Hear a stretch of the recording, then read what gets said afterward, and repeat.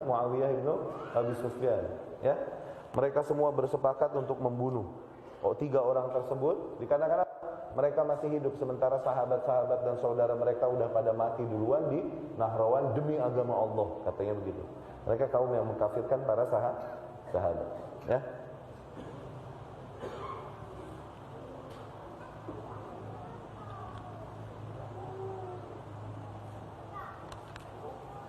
Kemudian berkumpullah 3 orang Khawarij, diantaranya Abdurrahman bin Muljam, Brik bin Abdullah, sama Amr bin Bakar At-Tamimi. Mereka mengingat-ingat kehidupan dulu, bagaimana kita dengan para saudara-saudara kita yang mereka semua udah pada mati di Nahrawan, dibunuh oleh para kafir ini, yakni Ali bin Abi Thalib dan yang berseteru dengannya. Mereka mengkafirkan para sahabat. Akhirnya dengan itu mereka bersepakat, oke, tayyib, kalau gitu kita harus mempersembahkan perjuangan kita juga bagi umat ini, bagi agama ini. Mereka bersepakat untuk membunuh tiga inti fitnah, katanya. Ali, Muawiyah dan Amr bin As. Tayyib.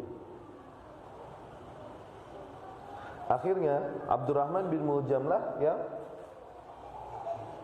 mengajukan diri untuk membunuh Ali bin Abi Thalib radhiyallahu anhu.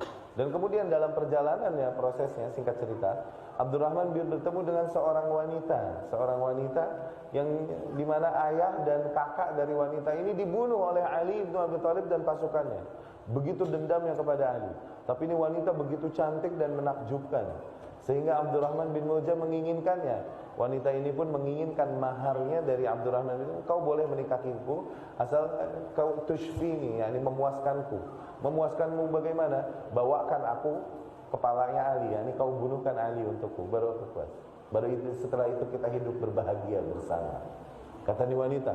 Wah, nambah semangat Abdurrahman bin Muljam membunuh Ali bin Abi Thalib. Begini nih balasannya, ya kan? Akhirnya terjadilah yang terjadi, di mana beliau membunuh Ali bin Abi Thalib sedang sholat subuh, membangunkan keluarganya sholat subuh, dihampiri oleh Abdurrahman bin Muljam dan ditusuknya, dipukulnya di kepala. Oke? Yang anda paham di kepala, ada yang tahu? Yang lain? Oke? Ala kulihal dengan pisau yang beracun, sehingga terjatuhlah Ali, dan kemudian para sahabat pun dengan cepat bergerak dan menangkap Abdurrahman bin Muljam. Namun Ali radhiyallahu anhu pun berkata ketika mulai sadar, pingsan, dia perintahkan sholat jangan sampai terlewat waktu subuh, dan kemudian dibawa ke rumahnya dan dalam keadaan tidak sadar. Dan ketika mulai sadar, dia melihat matanya mulai terbuka, dan dia melihat Abdurrahman bin Muljam ini. Oke? Ya. Abdurrahman bin Muljam ketika membunuh Ali, dia sambil berkata, "Innal hukmu illa lillah, la laka wa li ashabik." Sesungguhnya hukum ini hanya milik Allah, bukan milikmu dan para sahabatmu. Dibunuhnya Ali ibnu Abi Thalib. Ini kan syubhat yang mereka terkena dengan itu, mereka mengkafirkan para sahabat itu. Inil hukmu illa lillah, itu di kasus itu syubhatnya. Oke? Kemudian Ali pun melihatnya dan berkata, "Kau yang melakukan itu, ya betapa sungguh aku selama ini berbuat baik padamu." Yani Ali banyak memberi Abdurrahman bin Muljam.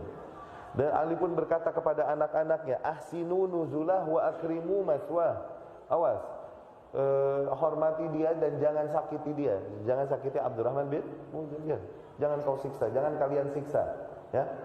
Fa in a'ish fa ana aula bidamihi qisasan wa afwan. Kalau aku selamat dan masih hidup, maka akulah yang paling berhak atas darahnya. Mau aku bunuh atau mau aku maafkan, itu urusanku, itu hakku. Oke? Wa in amut, dan kalau aku mati, fa alhiquhu bi, maka suruhlah dia susul aku, yakni bunuh dia agar dia bertemu denganku, ukhasimuhu inda rabbil alamin, agar aku menuntutnya di hadapan Allah Subhanahu wa taala. Wala taqtulu bi siwa, dan janganlah kau membunuh, jangan menumpahkan darah yang lain karena kasus ini, karenaku. Oke? Cukup dia aja nih, jangan membunuh yang lain. Innallaha la yuhibbul mu'tadin. Sesungguhnya Allah Subhanahu wa taala tak menyukai orang-orang yang melampaui batas. Akhirnya meninggallah Ali bin Abi Thalib radhiyallahu anhu dari pisau beracun tersebut.